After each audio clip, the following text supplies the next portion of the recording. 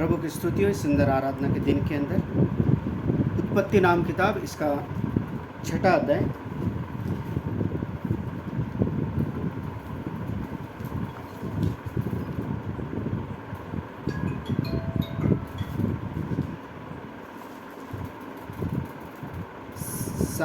छठा अध्याय 5 वचन से लेकर 8 वचन तक। यहोवा ने देखा कि मनुष्यों की बुराई पृथ्वी पर बढ़ गई है और उसके मन के विचार में जो कुछ उत्पन्न होता है वह निरंतर बुरा ही होता है। और यहोवा पृथ्वी पर मनुष्य को बनाने से पछताया और वो मन में अति खेदित हुआ। और तब यहोवा ने कहा, मैं मनुष्य को जिसकी मैंने सृष्टि की है पृथ्वी के ऊपर से मिटा दूंगा। क्या मनुष्य, क्या पशु, क्या रेंगने वाले जंतु, क्या आकाश के पक्षी, सबको मिटा दूंगा, क्योंकि मैं उनके बनाने से पछताता हूँ। परंतु यहोवा के अनुग्रह की दृष्टि नूह पर बनी रही। प्रभु इस वचन को आशीष करे। प्रार्थना करेंगे। प्यारे जीवित और प्रभु सर्वशक्तिमान परमेश्वर पिता, हम धन्यवाद और स्तुति करते हैं। इस पढ़े वचनों का आशीष कीजिए। आज इस आराधना के दिन हम जो इस वचन को ले रहे प्रभु, हमारी सहायता और मदद करें। और जितने भी लोग इस वचन को सुनेंगे उन सारे लोगों के जीवन के अंदर कार्य कीजिए, ताकि हम जानें कि इस अंत के समय के अंदर हम खड़े हैं प्रभु। नूह के समय के अंदर भी जैसे लोग खड़े थे, उन लोगों ने भी विचार नहीं कर पाए कि बारिश आएगी और उनको पूरी रीति से नाश कर देगा। आज के भी लोग नहीं जानते, मगर आपका वचन ये सच्चा है। इस सत्य वचन को हम लोग ध्यान करने जा रहे प्रभु जी। आज हमारे अंतर शक्ति ज्ञान बुद्धि खोलो, ताकि हम इस वचन को देख के समझें और जानें कि समय निकट है और कटनी का समय आ चुका है। और आपने अपने लोगों को, अपने बीज जो आपकी संतान है, उसको आप अपने खेत के अंदर, अपने घर के अंदर इकट्ठा करेंगे। फिर एक बार हम विनती करते, प्रार्थना करते, इस वचन को आशीष कर, शुद्ध पवित्र कर हमारे जीवनों को। जितने भी लोग सुनेंगे उनके जीवन के अंदर कार्य कीजिए और पवित्र आत्मा के द्वारा भरकर प्रभु जी हम उस आने वाले दिन के अंदर आपके स्वर्गीय राज के अंदर हम उठाए जा सके। ऐसा होने दीजिए। मेरे मुँह ज़ुबान होठों को छू लीजिए। बोलने वाला मैं नहीं, भले आपका वचन के द्वारा हमसे बातचीत कीजिए। आगे के समय को, इस वचन को आपके हाथ में देते हुए यीशु मसीह के नाम से मांगते, सुन कबूल कीजिए। आमीन। हालेलुया। प्रभु की स्तुति हो। हम धन्यवाद करते कि इस सुंदर से कलाम के लिए परमेश्वर ने आज हमें जो इस सुंदर आराधना के दिन के अंदर हमें इकट्ठा किया, और इस सुंदर कलाम के बारे में हम बात कर रहे हैं। तो हम जानते कि परमेश्वर का जो वचन में लिखा है कि हार्वेस्ट टाइमिंग, प्रभु का जो समय है, हम देखते हैं कि नूह के काल के बारे में जब परमेश्वर ने सृष्टि का आरंभ किया और सृष्टि को पूरी रीति से, हम जानते कि मनुष्य जाति को उसने आशीर्वाद दिया, आदम को बनाया, फूलो फलो पृथ्वी को भर दो। मगर हम जानते कि जैसे जैसे उस काल के अंदर हज़ारों साल जैसे बीतते गए, पृथ्वी के अंदर मनुष्य जाति पूरी धरती के ऊपर फैल गए। और मगर जैसा ही सब कुछ हुआ, 6वां अध्याय उत्पत्ति नाम किताब 1 वचन के अंदर, फिर जब मनुष्य पृथ्वी पर बहुत बढ़ने लगे और उनके बेटियां उत्पन्न हुई, तब परमेश्वर के पुत्रों ने और मनुष्य के पुत्रियों को देखा कि वे सुंदर है, और उन्होंने जिसको चाहा उनसे विवाह कर लिया। और हम देखते हैं कि मनुष्य जाति पूरी रीति से भर गए, मनुष्य जाति पूरी धरती के भर गए। इसमें हम देखते हैं कि 2 प्रकार के जाति हमको देखने को मिलते हैं। एक मनुष्य के आदम और परमेश्वर, आदम और हाबिल। और हम देखते हैं कि परमेश्वर की जो जनरेशन है, जो परमेश्वर की आराधना के अंदर नित्य बने रहने वाले जो लोग थे, वो लोग, और दूसरी तरफ से जो मूर्ति पूजा और दुनियादारी के अंदर जीने वाले जो लोग हैं, ये दोनों साथ साथ बढ़ने लगे।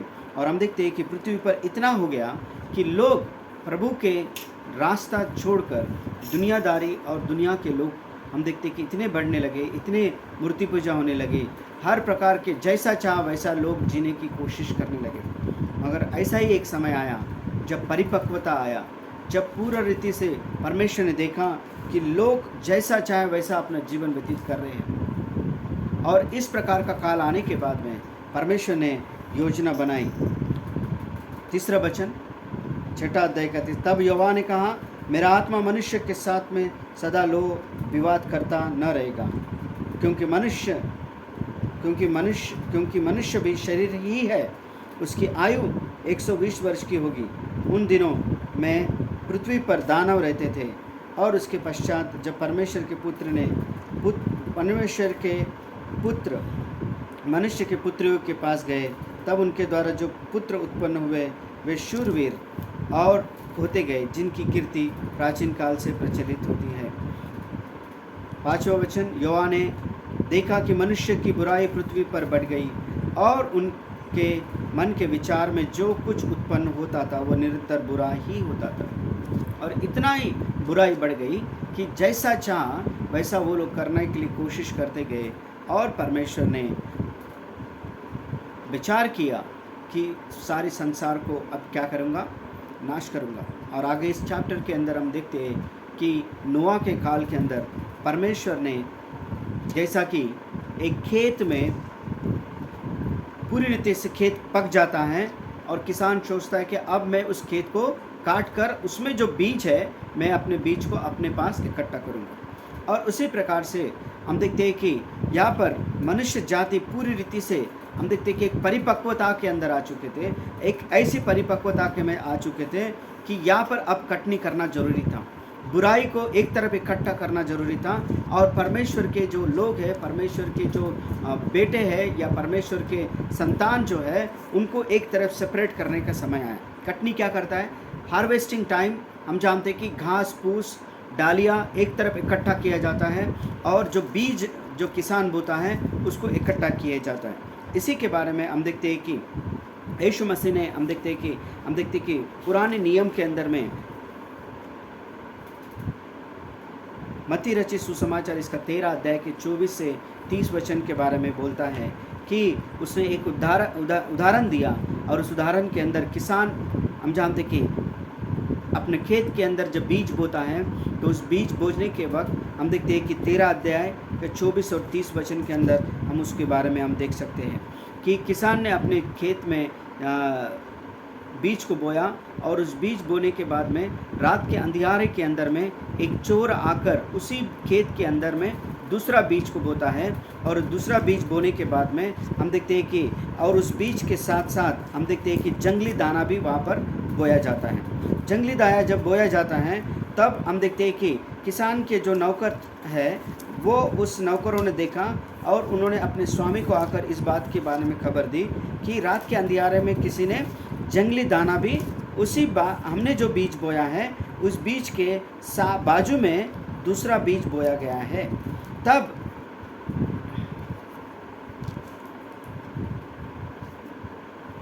तेरह अध्याय, मत्ती रचित सुसमाचार 13 अध्याय का 24 वचन, यीशु ने उन्हें एक और दृष्टांत दिया। स्वर्ग का राज उस मनुष्य के समान है जिसने अपने खेत में अच्छा बीज बोया।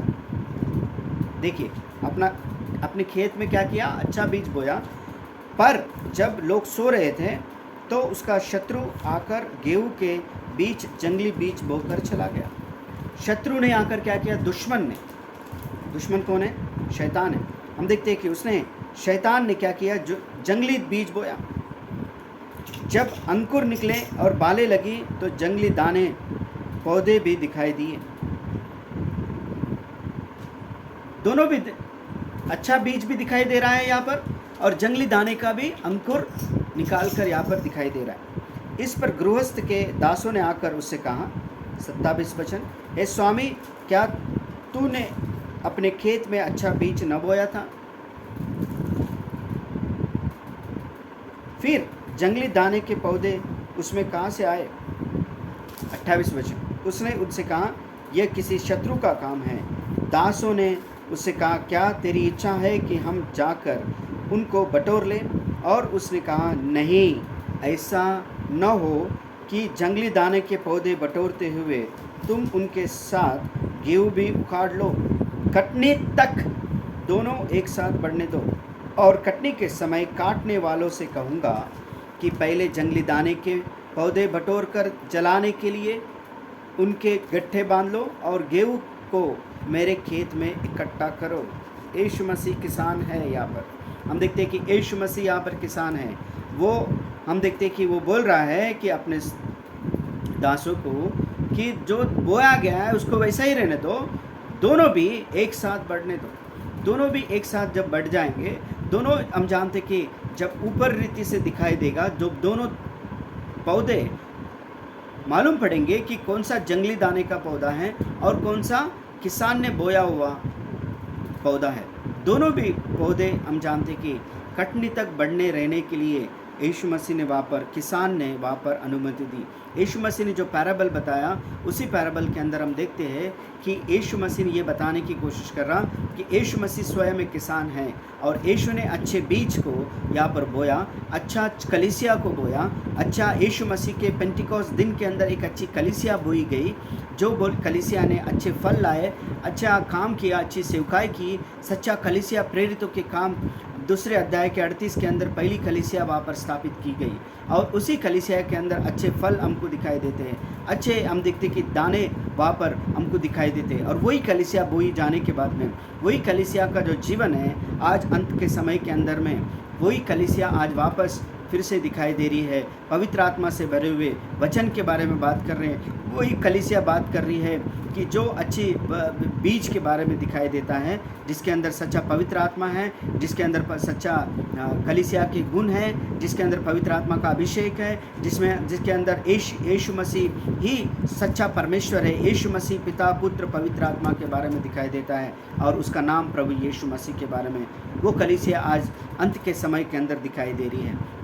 आज उसी कलीसिया के अंदर हम जानते हैं कि सच्ची कलीसिया जो यीशु मसीह के समय के अंदर प्रेरितों के काम के अंदर, प्रेरितों के काम 2 और 38 वचन के अंदर जब पहली कलीसिया स्थापित की गई, उसी कलीसिया के अंदर जो गुण हमको दिखाई देते हैं, वही गुण, वही चर्च कलीसिया वापस आज कटनी के समय के अंदर, यानी अंत के समय के अंदर, लौदीकिया काल के अंदर आज हमें दिखाई दे रहा है, जो कि अंत के समय के अंदर आज हम जी रहे हैं। हालेलुया।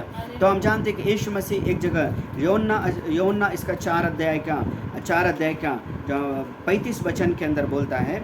यूहन्ना इसका 4 अध्याय और 35 वचन, यूहन्ना इसका 4 अध्याय और 35 वचन, इसके अंदर क्या बता रहा है?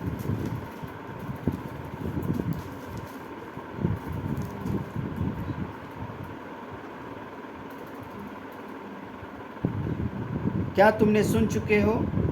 क्या तुम नहीं कहते कटनी होते अब भी 4 महीने पड़े हैं?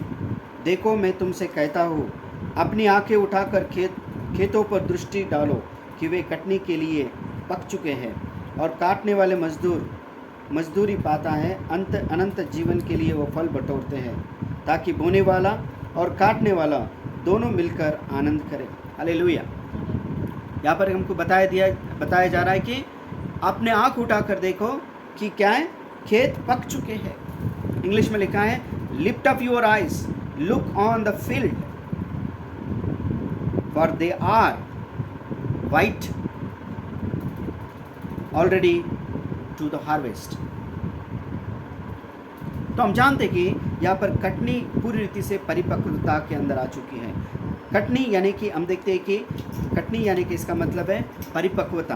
परिपक्वता होने के बाद में कटनी की जाती है, हार्वेस्टिंग की जाती है। इंग्लिश में हार्वेस्टिंग यानी कि पकना, वो एक झाड़ के अंदर फल पकना, या हम जहाँ खेती के अंदर गेहूँ पकना, जब पक जाता है तो टोटली हम जानते कि उस वक्त कटनी करना ज़रूरी है। हम जानते हैं कि जिस प्रकार नूह के काल के अंदर हम देखते हैं कि मनुष्य पूरी परिपक्वता के अंदर जो लोग जैसा चाह वैसा कर रहे थे, और हम जानते हैं कि प्रभु के लोग प्रभु की धार्मिकता के अंदर, नूह का परिवार ही ऐसा था जो उस काल के अंदर पूरी रीति से धार्मिकता के अंदर अपने जीवन को व्यतीत कर रहा था। पर पूरी दुनिया जो हम जानते कि शैतान से हमसे संबंधी जो लोग थे, जो दुनियादारी के अंदर, मूर्ति पूजा के अंदर जैसा चाह वैसा जीवन जीने के लोग जो थे, वो लोग पूरी रीति से दुनिया के अंदर हम देखते कि उनका जीवन भी पाप के अंदर परिपक्वता हो चुका था। इसके लिए परमेश्वर ने वहाँ पर हार्वेस्टिंग की है, परमेश्वर वहाँ पर कटनी का समय ला के दिया। परमेश्वर ने वहाँ पर उन लोगों के लिए जजमेंट लेकर आया, और परमेश्वर ने अपने लोगों को सुरक्षित लाने के लिए कटनी का समय दिया। तो कटनी दो व्यक्तियों के लिए क्या करता है, एक समय लेकर आता है। एक के लिए आनंद का जीवन है और दूसरे के लिए न्याय का जीवन है। दूसरे के लिए क्या है? अधर्मी के लिए, दुनियादारी के लिए, शैतान के लोगों के लिए, हम जानते हैं कि जो अधर्मी है उन लोगों के लिए एक जजमेंट लेकर आता है परमेश्वर, जो कि नोआ के काल के अंदर उसने जजमेंट लाया।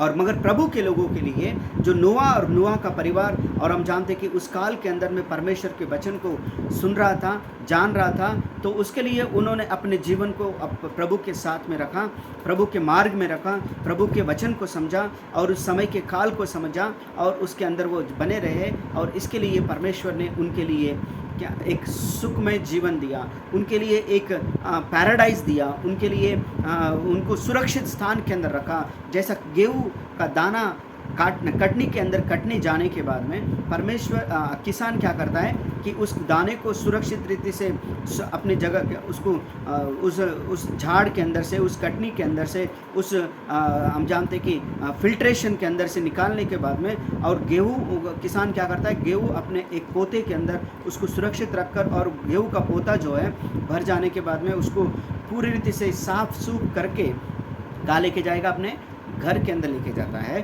और बाकी जो कचरा होता है, बाकी जो दाना होता है, बाकी जो भूसी होता है, बाकी जो बाकी सब प्रकार के जो हम देखते हैं कि झाड़ पौधे डालियाँ, वो सब काटने के एक जगह इकट्ठा किया जाता है। जैसे कि हम मत्ती रचित सुसमाचार 13 अध्याय के 24 के वचन के अंदर हमने पढ़ा कि वो सब इकट्ठे किए जाएंगे, वो डालियाँ इकट्ठे किए जाएंगे ताकि वो जलाए जा सके। नोआ के काल के अंदर मनुष्यों का भी इकट्ठा किया जाना जरूरी था। प्रभु के लोगों को नोह के नाव के अंदर इकट्ठा किया जाना था। और परमेश्वर दुष्ट लोग जो थे उस नैया के बाहर वो लोग इकट्ठा हो रहे थे, और अपने जगह वो लोग अपने जगह पर सुरक्षित, हम जानते कि अपने जगह पर वो लोग इकट्ठा हो रहे थे पानी के अंदर नाश होने के लिए। नोआ ने कितना भी 120 साल प्रचार किया, बाइबल के अंदर हम बताते हैं 120 साल प्रचार किया कि बचने के लिए, यदि किसी को बचना है तो परमेश्वर ने जो नाव बना के लेके रखा है उस नाव के अंदर उन्हें प्रवेश करना था। और नोआ जो मैसेंजर था, जो उस काल का संदेश वाहक था, उसकी बात को सुनना चाहिए था। और लोगों ने, किसी ने भी उस बात को सुना नहीं, और उसके वजह से वो लोग सब के सब लोग नोआ के काल के अंदर नाश किए गए। यानी क्या हो गया? कटनी की गया, जजमेंट आया, और जजमेंट आने के बाद में परमेश्वर के लोगों को, हम जानते कि नोआ का परिवार खेत, हम जानते कि घर के अंदर उस नोआ ने जो नाव बनाया था, जो परमेश्वर ने उसे बनाने को बोला, उस नाव के अंदर वो लोग सुरक्षित क्या किए गए? इकट्ठा किए गए। जैसा किसान गेहूँ को अपने घर के अंदर इकट्ठा करता है, और बाकी जो दाना भूसी जो है, या भूसी है, दाना है, दाना जो इकट्ठा किए गया, उसके साथ जो बचा हुआ भूसी है, हम जानते हैं कि झाड़ के पत्तियां है, डालियां है, जो खेत में जो कचरा है वो जाता है, वो सब जगह इकट्ठा करके किसान उसको क्या कर देता है? आग लगा देता है। और नोआ के काल के अंदर क्या हुआ? परमेश्वर के लोग नोआ के नाव के अंदर इकट्ठा किए गए। जो परमेश्वर ने नियुक्त किया हुआ जो स्थान है, नियुक्त किया जो संदेश है, नियुक्त किया जो वचन है, नियुक्त किया गया नबी का जो मैसेज है, उस स्थान के अंदर परमेश्वर ने उन लोगों को इकट्ठा किया। और बाकी लोग असुरक्षित थे, जो कि न पानी के अंदर, न नोआ के नैया के बाहर थे, उन सब लोगों का जीवन नाश किया गया पानी के द्वारा। आज ये हमारा अंतिम समय का काल है, हम भी हार्वेस्टिंग टाइम, हम भी कटनी के समय के अंदर हम लोग जी रहे हैं। तो इस समय के अंदर मुझे और आपको समय के संदेश, प्रभु का समय का संदेश आज भी हमें बताता है कि हमने वीट, और हम देखते कि जंगली दाना और ये दो, हम जानते कि गेहूँ का दाना, ये दोनों साइड बाय साइड पक रहे हैं। परमेश्वर के लोग और दुनियादारी लोग, दुनिया के लोग, दोनों सरीके आज इस संसार के अंदर जी रहे हैं। आज हमको प्रभु का वचन हमें बताता है कि हमको प्रभु का बीज बनना पड़ेगा, प्रभु का संतान बनना पड़ेगा, और तभी हम लोग परमेश्वर के घर के अंदर गेहूँ के रूप में, परमेश्वर के संतान के रूप में प्रभु के राज में हम इकट्ठा किए जाएंगे।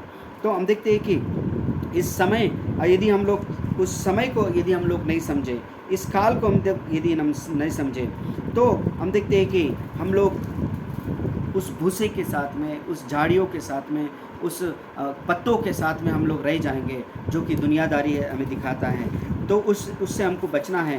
तो हमको प्रभु का जो अंत का समय का संदेश है, अंतिम समय का संदेश है, जैसा यीशु मसीह के पहले आगमन के पहले यूहन्ना बपतिस्मा देने वाले व्यक्ति ने आकर, नबी ने आकर यीशु मसीह के बारे में प्रचार किया कि मेरे बाद जो आने वाला है वो उत्तम है, मेरे बाद जो आने वाला है वो मसाया है, वो बचाने वाला है, और उसके बारे में उसने प्रचार किया। और आज हमें यीशु मसीह के दूसरे आगमन के पहले अंतिम समय का लौदीकिया काल का मैसेंजर, जो संदेशवाहक है, जो 7वां स्वर्गदूत है, जो लौदीकिया काल के लिए इस संदेशवाहक के बारे में हमको बताने आया, उस संदेश को आज हमको सुनना पड़ेगा। नूह ने अपने काल के मैसेज को बताया, अपने काल के संदेश को उसने उस लोगों को बताने की कोशिश किया, और 120 साल प्रचार करने के बाद में कोई भी व्यक्ति ने उसके बात को सुना नहीं। और हम देखते हैं कि in this age not like a day in the which Noah entered in the ark, the door was shut, not but yet the God tarried the judgment 7 days. हम देखते हैं कि जब तक नोआ ने दुनिया का, हम जानते हैं कि बारिश शुरू करने के पहले परमेश्वर ने नोआ को बताया कि वो और उसका परिवार अंदर गया और नैया के अंदर चला गया, और इवन सारे जंतुओं के, हर जंतु से, हर एक प्रकार के पक्षियों के जोड़े जोड़े में, मेल फीमेल सब लोग अंदर जाने के बाद में फिर भी परमेश्वर 7 दिन, बाइबल बताता है कि वहाँ पर इंतज़ार किया।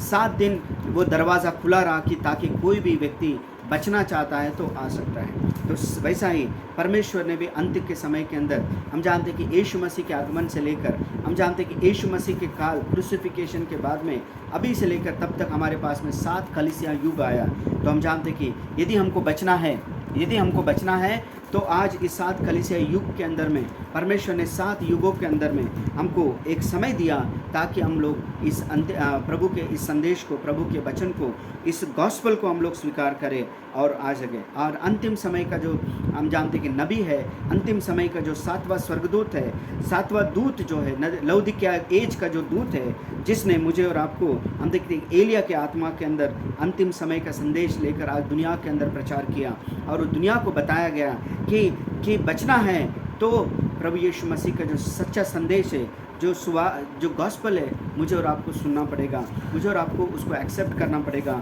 और 7वां स्वर्गदूत का जो मैसेज है, जो मलाकी 4 और 5 अध्याय का जो एलिया नबी है, जो हम जानते कि जो अंतिम समय के लिए, जो मेरे और आपके लिए विलियम ब्रानम, जो एलिया नबी के रूप में मेरे और आपके बीच में आकर उसने वही बताया कि यीशु मसीह के संदेश को, जो ओरिजिनल मैसेज है, ओरिजिनल संदेश है, मुझे और आपको सुनना पड़ेगा।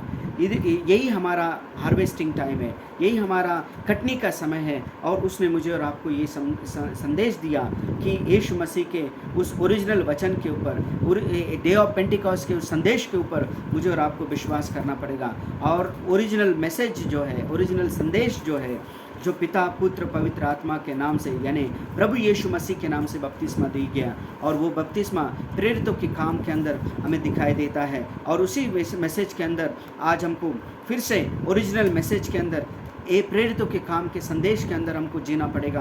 प्रेरितों के काम के जो गॉस्पल है, जो ओरिजिनल संदेश है, उस संदेश के अंदर हमको खड़ा रहना पड़ेगा। और आज उस संदेश के अंदर हमको खड़ा रहकर उस पवित्र आत्मा को हासिल करना पड़ेगा, जो प्रेरितों के काम के अंदर जो लोगों ने हासिल किया। और इसके लिए वो पहला जो बारिश हुआ, और आज हमें जो अंतिम समय पेंटिकॉस्ट दिन के अंदर, मेरे और आपके समय के अंदर में भी पवित्र आत्मा वापस आया, प्रभु का वही मैसेज संदेश वापस आया। प्रभु के नबी ने, 7वें दूत ने एलिया के आत्मा में होकर मुझे और आपको ये संदेश दिया, ताकि हमको ये बता रहा है कि हार्वेस्टिंग टाइम हो चुका है, कि कटनी का समय हो चुका है। यदि जो वचन सुनेगा और उसके भेजने वाले पर प्रतीति करेगा, और इस वचन के ऊपर प्रतीति कर हम ये संदेश को लिया एक्सेप्ट करते, तो 7वें स्वर्गदूत की बात को सुनकर हम इस संदेश को एक्सेप्ट करेंगे, तो प्रभु मुझे और आपको आशीष करेगा। और मुझे और आपको अपने घर के अंदर, अपने खेत के अंदर, खेत से जो हमको, जो ये खेत, जो दुनिया है, जो धरती है, इस धरती से मुझे और आपको बीज के रूप में, एक अच्छा बीज के रूप में प्रभु मुझे और आपको रैप्चर के अंदर, प्रभु के स्वर्गारोहण के अंदर, यीशु मसीह जैसा उठाया गया, वैसे ये अंतिम समय की कलीसिया जो है उठाई जाएगी और प्रभु के पास में, प्रभु के घर के अंदर इकट्ठा की जाएगी। हालेलुया। तो प्रभु का इकट्ठे होने के, उस घर के अंदर इकट्ठा होना चाहते हैं, तो प्रभु के इस संदेश को हमने स्वीकार करना पड़ेगा। हम जानते कि जंगली दाने एक जगह इकट्ठा होंगे, प्रभु के दाना, प्रभु का जो बीज है, जो प्रभु के संतान, जो मत्ती रचित सुसमाचार 13 अध्याय के अंदर बताता है कि परमेश्वर का बीज जो है ये परमेश्वर के संतान को दर्शाता है। तो इसके लिए हम प्रभु के वचन को हम लोग एक्सेप्ट करेंगे। मलाकी 4 और 5, 6 अध्याय वचन ये बताता है कि देखो बड़े और भयानक दिन आने से पहले मैं तुम्हारे पास एलिय्याह नबी को भेजूंगा, और एलिय्याह नबी का संदेश वो लोग ही एक्सेप्ट करेंगे जैसे नोआ का संदेश उसके परिवार और उन जानवरों ने एक्सेप्ट किया जो चुने हुए लोग थे। और वैसा ही हम देखते हैं कि यूहन्ना बपतिस्मा देने वाला व्यक्ति जो था, जो एलिय्याह की आत्मा के अंदर, हम देखते हैं कि यीशु मसीह के आगमन के पहले आया और उसके संदेश को बहुत से लोगों ने नहीं स्वीकार किया, सिर्फ मगर चुने हुए लोग जो थे जो यूहन्ना की बात को उन्होंने स्वीकार किया, और उसके बाद में उसके संदेश को एक्सेप्ट करके वो लोग यूहन्ना को उन्होंने स्वीकार किया, और यूहन्ना को स्वीकार करने की वजह से यूहन्ना ने उन लोगों को यीशु मसीह का दर्शन दिया। यूहन्ना ने बताया कि मेरे बाद जो आने वाला है वो मसाया है, हालेलुया। और मसाया को यूहन्ना ने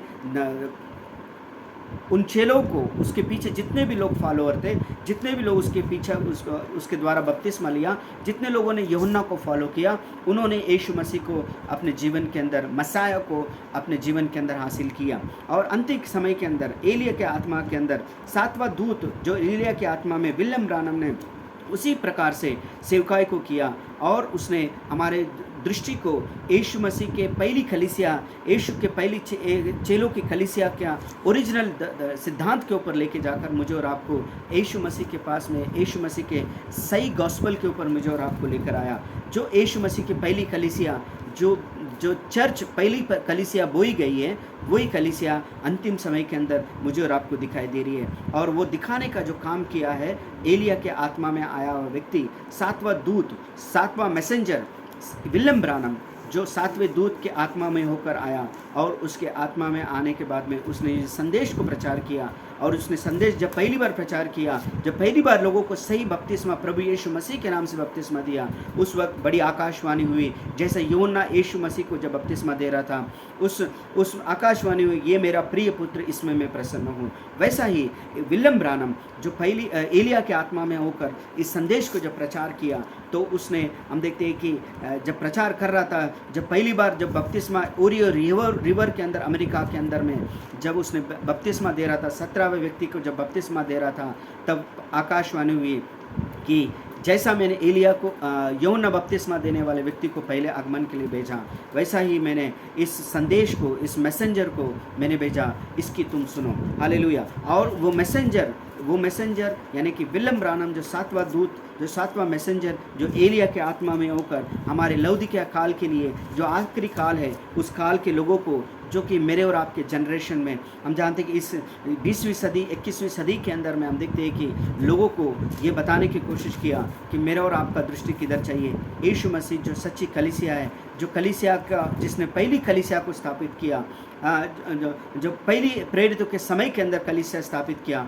उस कलीसिया की ओर मुझे और आपको देखना चाहिए। जैसा वो कलीसिया है, वैसा मेरा और आपका जीवन होना चाहिए। जैसा उनका जीवन था, वैसा मेरा और आपका जीवन होना चाहिए। जैसा उन्होंने पवित्र आत्मा को प्राप्त किया, वैसा मेरे और अपने पवित्र आत्मा प्राप्त करना चाहिए। जैसा उन्होंने एक ही परमेश्वर के ऊपर विश्वास करते थे, मेरे और आपने वैसा ही विश्वास होना चाहिए। वो एक ही बपतिस्मे के ऊपर विश्वास करते थे, मेरा और आपका विश्वास वैसा होना चाहिए। तो इसके लिए आज हम अंतिम समय के उस हार्वेस्टिंग टाइम के अंदर हम रह रहे। तो हार्वेस्टिंग टाइम के समय नोआ के जैसे दिन थे, वैसे मनुष्य के पुत्र के दिन, यानी नबी के काल का दिन जो था, मनुष्य का पुत्र जो हमारे काल के लिए आया, तो उस काल के युग के अंदर मुझे और आपको ये समझना पड़ेगा कि हम लोग अंतिम समय के, कटनी के समय है। और इस कटनी के समय के अंदर यदि हम लोग विश्वास करेंगे तो प्रभु मुझे और आपको आशीषित देगा। मुझे यीशु ने बोला कि यदि मुझ पे विश्वास करोगे तो मुझसे भी, मेरे समान, मुझसे भी बड़े काम तुम करोगे। यीशु मसीह ने मुझे और आपको ये बताने की कोशिश किया। नबी हमारे ज़माने के अंदर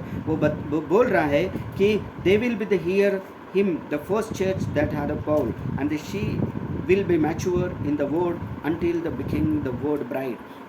and the mighty works will be the found in her that are the always attended upon the pure word and the faith. हम जानते कि विश्वास के ऊपर जो कलीसिया है, जो दुल्हन है, जो परफेक्टली यीशु मसीह के समान वचन टू वचन काम करेगी। यीशु ने जैसे चिन्ह चमत्कार किए, यीशु के नबी ने जैसे चिन्ह चमत्कार किए। हम जानते कि जितने भी बड़े संत जो थे, पौलुस से लेकर हमारे ज़माने तक, जो एलिया नबी का, विलियम ब्रानर, इन्होंने कई चिन्ह चमत्कार किए। वैसा ही मुझे और आपको भी हम देखते कि हम भी वचन टू वचन जीवन हम व्यतीत करेंगे, परफेक्टली वर्ड हम विश्वास करेंगे, परफेक्टली वचन के अनुसार हम लोग जीवेंगे। तो वचन पूरी रीति से यदि हम वचन बनेंगे तो प्रभु यीशु मसीह के रूप में हम लोग खड़े रहेंगे। जैसा यीशु मसीह 2000 साल पहले था, वैसे हम लोग इस समय के अंदर यीशु के स्थान पर हम खड़े रहेंगे और यीशु के समान हम लोग उन सभी काम को करेंगे जो यीशु मसीह मुझे और आपके साथ चाहता है। जैसे कि 2000 साल पहले यीशु के चेलों के लिए उसने वो काम किया और यीशु के चेलों के साथ में उसने पवित्र आत्मा के रूप में उसने काम किया। उनकी इच्छाओं गिरती थी तो दुष्ट आत्मा लिखती थी, वो लोग हाथ रखते थे, बीमारी चंगे हो जाते थे। तो प्रभु मुझे और आपसे यही अपेक्षा करता है, मैं जितने भी चुने हुए लोग हैं वो सब चुने हुए लोग प्रभु के वचन को सुनेंगे और वो प्रभु के वचन को फॉलो करेंगे। नूह ने जाकर जंगल में प्रचार नहीं किया, मगर प्रभु का वचन, प्रभु ने, परमेश्वर की आत्मा ने उन जंगलों के जानवरों को जोड़े जोड़े के रूप में वहाँ पर लेकर आया। हम जानते हैं कि प्रभु का वचन यदि हम लोग स्वीकार करते हैं, चाहे कितना भी बड़ा कैसा भी व्यक्ति हो, हम हर एक तक ये वचन यदि पहुँचाते हैं, हर एक जन जो ये वचन सुन रहा है, उन्होंने यदि सही रीति से देखे और जाने कि हम लोग अंत के समय के अंदर है। नूह के काल के अंदर में लोग बढ़ रहे थे गलतियों के अंदर। हम जानते हैं कि जैसा चाहा वैसा उन्होंने जीवन व्यतीत किया और आखिरी में वो नाश की ओर चले गए। कोई भी परमेश्वर के वचन को नहीं सुना। तो अंत का समय भी ऐसा ही काल है, जैसे नूह के दिन था वैसा अंत का दिन रहेगा, यानी हमारा काल रहेगा। तो लोग नहीं सुनेंगे, लोग वचन नहीं जानना चाहते। लोग आज लोगों के पास में अपने जीवन, लग्जरी लाइफ, ये सब कुछ है। लोग नहीं चाहते कि हम प्रार्थना करें, लोग नहीं चाहते कि चर्च जाए, लोग नहीं चाहते कि बाइबल पढ़े, घुटनों पर आए। मगर प्रभु यदि मेरी आप ये जितने भी लोग ये वचन को सुन रहे, इन लोगों ने हमको देखना चाहिए, जानना चाहिए कि परमेश्वर मुझे और आपको ये मौका दे रहा है कि इस मौके को हम लोग अपने जीवन के अंदर स्वीकार करें। हम जानते हैं कि यदि आज